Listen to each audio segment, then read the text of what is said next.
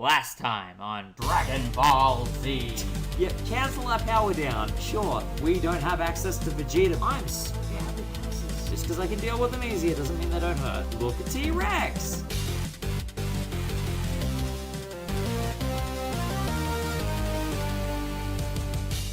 If you've by any chance been able to keep up with the plot up to this point, welcome back to Let's Play Dragon Ball Z, the Legacy of Goku 2. There are destroyers in Dr. Giro's lab. The remains of it, at least. Anyways, yeah, Sax226 here, and last time, we confronted Cell in Ginger Town. He had murdered the entire population, and had traveled here 4 years ago in the abandoned time capsule. He is a super android created by Dr. Giro that is currently in a hidden bunker behind the lab, being engineered in this timeline. He is from a timeline that Trunks is not from, and as such, we need to make sure that we don't risk having a second Cell on our hands from this timeline. So we're gonna go find that bunker and destroy it. Because if Cell absorbs Android 17 and 18, his power increases exponentially. So, first things first, where is that gate? There it is! Let's go get Trunks to open that one up, because don't need to deal with that nonsense, thank you very much. Thank you, Trunks. Okay, anything else in this area? No, just a squirrel? Cool. Alright, let's break into the bunker. Youch. In we go. Let's do it. Dr. Giro's lab. Ooh, look! Blueprints for androids that say 17 on them. Also, hi, Krillin! Let's hurry up and destroy this computer. Absolutely, I like the sound of that plan. Let's get straight to it. That looks menacing. So,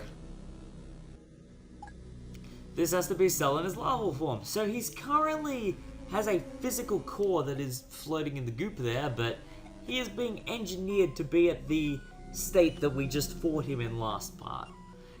So, Trunks wastes no time destroying that embryonic form of Cell and getting him all sorted.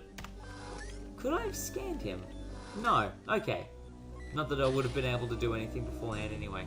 But, looks like there's also a master computer here in place as well that has the blueprints for Cell's genetic makeup. It could potentially create more cells if we don't destroy it as well. But, self-destruct sequence activated. Okay, let's get the heck out of here. Didn't realize we were playing Metroid. Happy birthday, Samus! Go, go, go, go, go, go, go. The urgency isn't evident when we're just taking a nice leisurely stroll out. But anyways.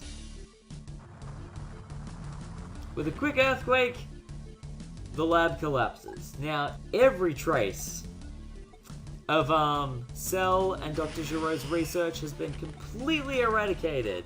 Awesome. Cool. So, there is a world map here, but given the level of diversity we've got amongst everyone, I'm going to try and get Gohan up to level 30, and then I'm going to basically fly my way to Roshi's Island. So, I'll meet you on the world map, making our way back to Roshi's Island once Gohan's level 30. Okay, we now have a level 30 Gohan, and we are ready to head to Master Roshi's Island, because not only do we need to see how Goku's recovery is doing, we also need to be there in case it's not going great and the androids 16, 17, and 18 show up, so yeah. Especially if Cell shows up as well, going after them. And the beach looks very empty at the moment, save for Turtle. Turtle, where is everyone? Where is everybody? I've got no idea. Oh, there they are. Cool. Your mother is upstairs with your father. Is he awake? Nobody knows. So let's just head in, I guess. Cool. Let's do that. Oolong? Is my dad awake? Priorities, Oolong. Priorities. How is Goku doing? So his fever's broken, but he's just resting at the moment. Boom! He's up! Up and awake in a flash.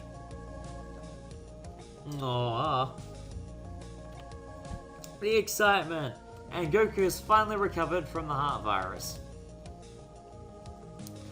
I feel fine, but in my dreams I could feel everything that was going on. We're in deep trouble, aren't we? And then one of my favorite lines, hey! Piccolo! Gosh dang it, Goku! Did I say something wrong? I've been through some changes, but my name is still Piccolo. Well, back to Piccolo, because the Namek just wasn't flying. So, Goku is awake, recovered, and he's ready to start training again. Right away. He's ready to start talking about ascending beyond the level of a standard Super Saiyan. All he needs is a year to train. So, Goku, Trunks, and Vegeta have achieved the level of Super Saiyan.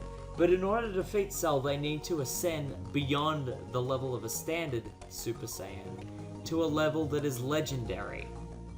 Goku believes in a year he could achieve it, but he's gonna need something to make that go by quicker. And Piccolo suggests the Hyperbolic Time Chamber, which I walked past a couple parts ago. Time flows much faster in there as opposed to out here. So, there is a possibility that the group of us could all train in there together and get considerably stronger. Chi-Chi, realizing the seriousness, is willing to support us through everything, but doesn't stop her from worrying, of course. Aww. So, Goku does not waste any time and starts flying straight to Kami's lookout. I mean, technically it's just the lookout, because of course, no Kami. But still, he starts flying there, and is... Sorry, he's already gone, Mom. Train hard with your dad. As much as I resist the martial arts training, I know it means a lot to your father. And a lot to you. So that's a really wholesome moment there. You can't falter on that. That's really sweet. So, we are gonna go train. So, next port of call is heading straight to the lookout and starting training at the Hyperbolic Time Chamber. We're still waiting on Vegeta, who, unfortunately, is going to be stuck at level 25 for a while, because even now, I still can't change to him, because he's off in a bit of a mood. It's a bit frustrating, but we deal with it. But at least now that Goku's conscious, it means that he's not going to be at as much of a risk from the androids. Just means our whole situation is a lot more dire, because we don't have a Guardian of Earth anymore. Actually, talk to Popo. Welcome to Kami's Lookout. Be sure to talk to... Popo! Don't break the wall. Doesn't work like that. Anyways, so... No one's going to be upstairs? They're all going to be downstairs? Yep, they're all going to be downstairs. So, the second we go downstairs, that's going to trigger the first trip to the Hyperbolic Time Chamber. As it is, there's not a whole lot else we can really do at this point, and Gohan, Trunks, and Piccolo are in a pretty good spot, so I'm ready to advance it, because Vegeta is going to stay there until he goes in. So, only two of us can train in the Hyperbolic Chamber at once. Goku's going to be going in with Gohan, so Vegeta and Trunks are going to go in. Father-son bonding! But Vegeta, of course, frustrated with the whole situation, demands that he get first dibs. And that's fine! Goku's talking about it like it'll be a good bonding exercise for him and Trunks, but Vegeta's not having any of it. Why would I lie to you? This is on the level. So, everything has been prepared in there. Food, bed, bath, and vast void of limitless space. It is a massive location where time goes 60 times slower on the inside than it does out here. Once you cross the threshold, you can spend a year in the room, but once they come back, they will have only been gone for a day. This is the longest period of time anyone has gone in here before. It will be a massive strain on their body, and, well, now they have to see if they can push past their limits and go beyond the level of a standard Super Saiyan. And now Trunks is going to see just how Vegeta is when he gets serious about training. For now, Goku and Gohan have to wait until Vegeta comes out so that they can jump straight into training the second that the room is ready. Which means Piccolo needs to head back to Master Roshi's island to greet the androids if they are following Goku's energy trail. or at least following the trail of where he has and hasn't been.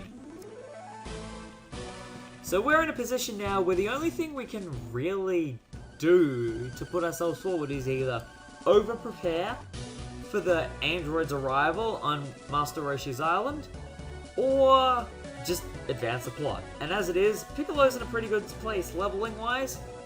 Vegeta's the problem, and he's in the Hyperbolic Time Chamber, so there's nothing we can do. Let's just get on with it. So, let's just wait for them to show up. And just like clockwork, here they are. Androids 16, 17, and 18 arrive the second Piccolo gets here. And Piccolo just comes to greet them. Goku's not here, but maybe I can take his place. Why don't you tell us where Goku is? Forget it. Oh, Piccolo, you stubborn. Alright, have it your way. Meet me on the island over there.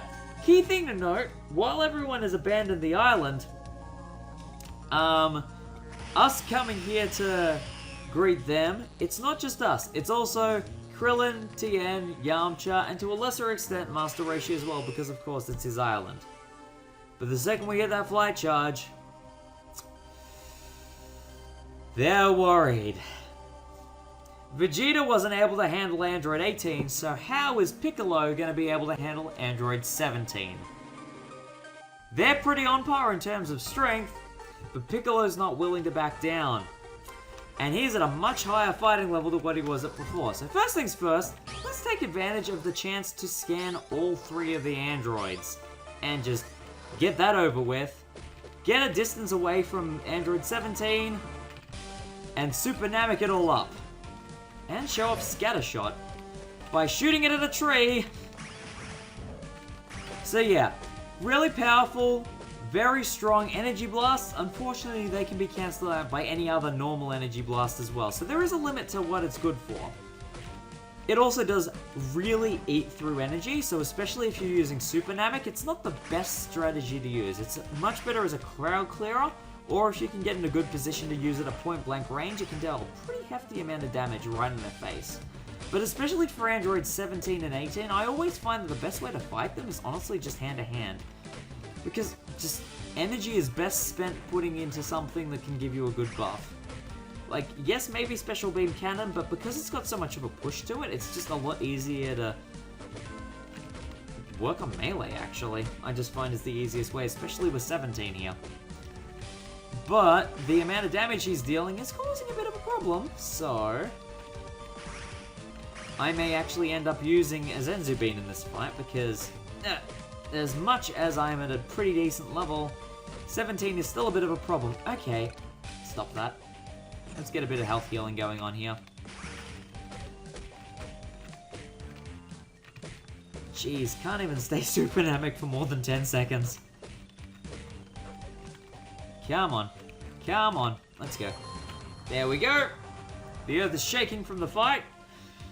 Maybe we underestimated Piccolo. Yeah, Piccolo you underestimated. You're tired out, Piccolo. You're nothing more than flesh and bone. You're not perfect. I'll destroy you before. I love the banter between Piccolo and 17. This fight, this fight was such a tense moment in the anime, and I absolutely loved it. I just love how this all played out. It was just so fun. And I always regretted the parts of Season 2 that I missed. Growing up, when Dragon Ball Z was first on Cartoon Network, the arcs that the second game covered, I always missed bits and pieces every time it was on. And in particular, everything between Cell and the final arc of this season was the parts that I missed consistently the most. So this whole arc, I had to learn from the game. So this was my first exposure to these bits of plot, and then watching those episodes myself the first time, it was just like, oh, I can't believe I missed this. These fights were so good. So good. So good. I regretted missing it so much. But yeah, now that we got a bit more energy into us, it makes dealing with 17 a lot more manageable now. Come on.